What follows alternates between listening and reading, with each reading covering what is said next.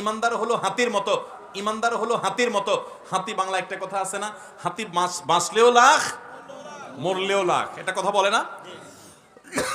ইমানদার হলো সেরকম যে ইমানদার তার কোনো ক্ষতি নাই যদি সে সঠিক সিদ্ধান্তটা গ্রহণ করতে পারে, ঠিক মতো যদি স্টিয়ারিং হুইলটা ধরে রাখতে পারে, তার লসের কোনো সম্ভাবনা নাই। নবী সাল্লাল্লাহু আলাইহি ওয়াসাল্লাম বলেছেন, ইন আসাবাহু খায়রুন, ইমানদারকে আল্লাহ যদি সুখ দেয়, শান্তি দেয়, টাকা পয়সা দেয়, সম্পদ দেয়, রোগবালাই মুক্তি করে দেয়, ভালো স্বামী, ভালো স্ত্রী, ভালো জীবন সঙ্গী, সঙ্গিনী, সন্তান সবকিছু দেয়, ভালো কিছু যদি ইমানদার পায়, তাহলে সে একদিকে তো ভালো কিছু পাইলো, পাইয়া আবার সাথে সাথে বললো এগুলো আমার কোনো ক্রেডিট কৃতিত্ব না, এগুলো সব আল্লাহর দান। সে যদি অন্তরের গভীর থেকে আল্লাহকে শুকরিয়া জানায় বলে আলহামদুলিল্লাহ, আমাকে যা দিয়েছেন সব আল্লাহ দিয়েছেন, আমি শুকরিয়া আল্লাহর করলাম, এরকম যদি সে করে, সুবহানাল্লাহ, তাহলে একদিকে সে সুখ ভোগ করলো, আবার সে শুকর আদায় করলো, শুকর আদায় করার কারণে জান্নাতের সুখও তার দাঁড়ায় গেল। তাহলে লাভই। এবার বলবেন তাহলে দুঃখ হলে লাভ কেমনে হয় দেখেন দেখি। যখন ইমানদারের দুঃখ হয়, কষ্ট হয়, বিপদ হয়, তখন সে সবর করে, ধৈর্য ধারণ করে, আল্লাহর ফয়সালাকে মেনে নেয়। এই সবর করার বিনিময়ে আল্লাহ তাআলা জান্নাত দিবেন তাকে। আস-সাবরু সাওয়াবুহু আল জান্নাহ ইন্নামা ইউওয়াফাস সাবিরুনা আজরাহুম বিগাইরি হিসাব।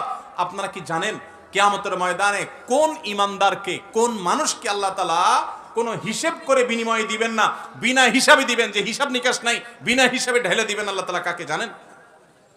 একমাত্র ব্যক্তি সবরকারী। কোন ব্যক্তি? যে অসুখে সবর করেছে, বিপদ আপদে সবর করেছে, মানুষের কটুকতায় সবর করেছে, অসুখ বিসুখে সবর করেছে, মুসিবতে সবর করেছে, ধৈর্যের পাহাড় হয়েছে, ধৈর্য ধারণ করেছে, সবর করে ঢোক গিলেছে, সবর করে নিজেকে নিয়ন্ত্রণ করেছে, কোনো কষ্টে হাহুতাশ করে নাই, নাশুকুরি করে নাই, আল্লাহর কুফরি করে নাই, গালিগালাজ করে নাই, মুখ খারাপ করে নাই, ভাঙচুর করে নাই, নিজেকে নিয়ন্ত্রণ করতে পারছে, ধৈর্য ধারণ করতে পারছে, ধৈর্যের ঢোক গিলতে পারছে যে ব্যক্তি, এই ব্যক্তি সম্পর্কে আল্লাহ বলেছেন ইন্নামা ইউওয়াফাস সাবিরুনা আজরাহুম বিগাইরি হিসাব। সবরকারীদের বিনিময় আল্লাহ রাব্বুল আলামিন কিয়ামতের ময়দানে কোনো হিসাব নিকেশ করা ছাড়া, তুমি নামাজ কয় ওয়াক্ত পড়ছো, রোজার কতগুলোর সওয়াব পাবা, সুবহানাল্লাহ কতবার পড়ছো, আলহামদুলিল্লাহ কতবার পড়ছো, কয়বার কোরআন খতম দিছো, কয়বার কি ভালো কাজ করছো, এই সমস্ত হিসাব নিকেশ নাই বান্দা। তুমি সারা জীবন সবর করেছো, সব ক্ষেত্রে সবর করেছো, আজকে তোমার দেওয়ার ক্ষেত্রে কোনো হিসাব নিকেশ নাই, বিনা হিসাবে আল্লাহ তাআলা ঢাইলা দিবেন। সবর করবো তো ইনশাআল্লাহ।